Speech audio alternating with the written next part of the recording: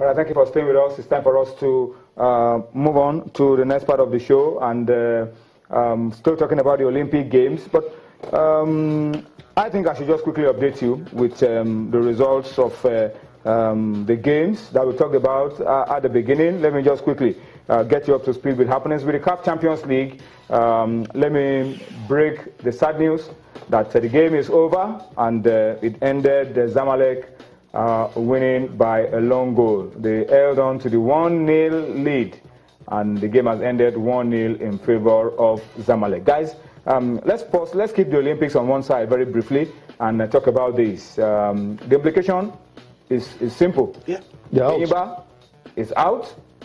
No points. Nothing in this world. No points. Nothing in this world. 1 goal for and 4 goals against. If you like, crush my melody. I think it's the worst performance. Their worst campaign since it started. But then you have to put it in perspective that for a long time, no Nigerian club got to the group stage. No, but for their own standard, Ayimba very low by their standards. What about not qualifying for the group phase? Which one is lower? For many years, Ayimba were crashing out before in the second round or the first round. They moved a step further this year, getting to the group phase. Unfortunately, they are out. I think it's just a reflection of the fact that our clubs still have a lot of work to do. Not enough. Yeah. Not enough consolation. And of course, in the other game, we'll come back to the Imba issue now, guys, and talk about it. But let's just quickly update you with this one. West Ham have drawn level, so it's Chelsea 1, West Ham 1, and 77 minutes of football play. We still have about 13 minutes plus added time in that one. The first game, London Derby, Chelsea, West Ham 1-1. All right, let's come back very quickly to the Imba issue, guys. Very disappointing because Enyimba have won this tournament 2 times in a row. But then for a long time, no Nigerian club got into the group phase. Now Enyimba are in after so many years and they have not won a single game and they are out. I don't think it's a reflection of the quality of our league. I don't agree.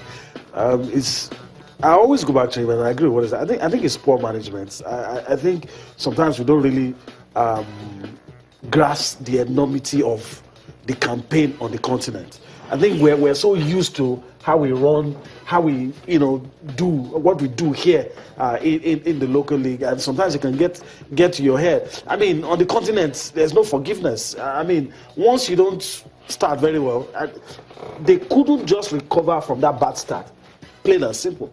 And it started from that home game that they lost, and it was made like 1-0, and it was made worse by one of the teams, being withdrawn from the competition. There's nobody to blame. Yeah, there's nobody to blame. I think if they want to be frank, they should look themselves in the face, officials and players, especially the coach. We bungled this. There's nobody to blame. Even the NFF that I used to blame in times past, not supporting teams on the continent. I mean, it was fairly okay for them. In some cases, they didn't allow the congestion affect. So travel arrangements and all those things, it was good. But I don't know. This competition is a very funny one. El Ali, let's also add, are out. Whether Athletic Club still of not Morocco enough consolation. Are out. Still not enough consolation. Maybe that puts it in perspective for us. Enyimba in good company. But interestingly, Sundowns, one of the Sundowns were out of this competition against that Ghanaian team. They were out, but they came in through the back door, and now they are in the semi-finals. The strongest, and they've taken everybody out. Yeah, that's football for you. And so yeah, I think for Enyimba, let us put it in the right perspective. You see, you need to have a permanent squad to win a tournament. What do you mean a permanent squad? In 2003, in 2004, you and I knew the squad that Enyimba paraded. You could sit down even before the game and name the starting 11.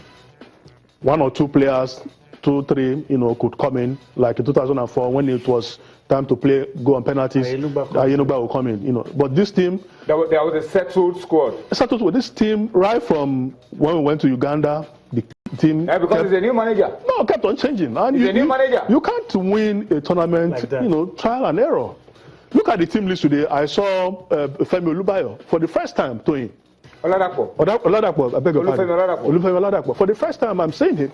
The team keep up changing, and the players you brought in didn't add any value. For goodness sake, if I know, yes, has done well in the past, but what value did he add to this team when he was brought in? They simply recruited him after they played against Heartland, and Onibo almost gave them a lot of problem. They brought him into the team, but he has not scored any goal. So you begin to ask, the players brought in, what value did they add to the team? The team kept on rotating, and you cannot win a tournament like that.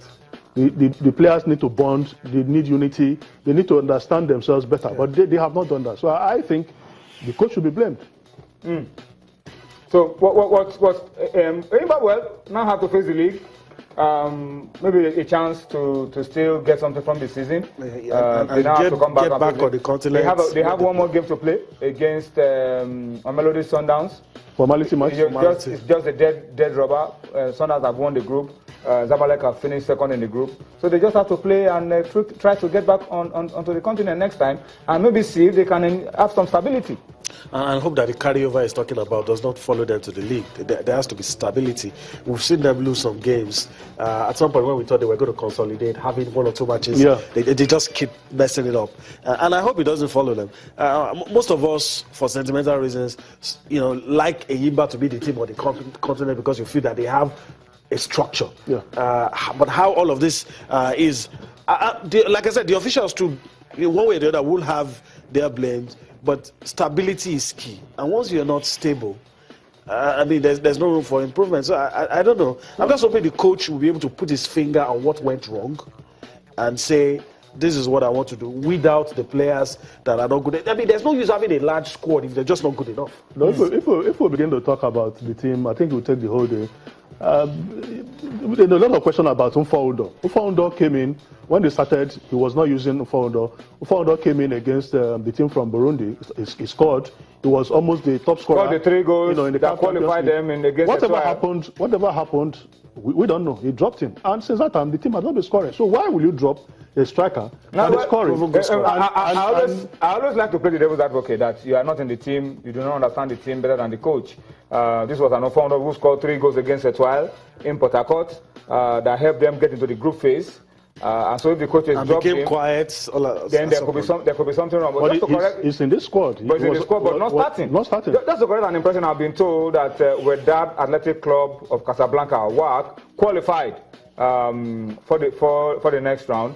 But El Ahly, that one I'm sure of, finished bottom of their group, and they are coached by Martin Yo, former coach of Tottenham Hotspur. So he has apologized to the fans and he has promised that the thing El Ahly will bounce back. But will they keep him? El Ahly have a record of not keeping any coach who doesn't deliver on the continent. All right, so that's an interesting story coming through. Enyimba are out, and they have to face the league now if they want to return to the CAF Champions League next season. They are still in the Cup, Federation Cup, so there's still a lot that Enyimba can make out of this season. But so sad, Enyimba have exited the CAF Champions League without winning a game. That's so sad. That's tragic. Not winning a game, not even drawing one. They lost all their games. Well, they can make amends if they have some respectability, if they beat Mamelodi Sundowns in their last game. That's a dead rubber, really.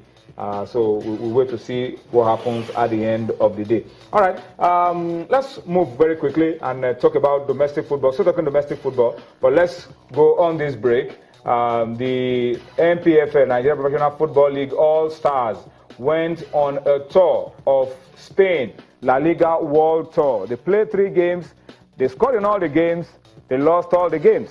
But it's not so much about the result, it's about the exposure and the experience that they are picking out from the tour of Spain. So let's go on this break. When we return from this break, we'll focus on the MPFL All-Stars and then take a look at some other issues on Sports Tonight. Join us again. Hello and welcome to the Estadio Ramon Carranza for the Trofeo Carranza second semi-final, to see who will face Cadiz in the final, which takes place tomorrow. It's Malaga up against the Nigerian All-Stars in the late kick-off as part of this prestigious pre-season trophy game. And it's set to be an entertaining one. Nigerian All-Stars have had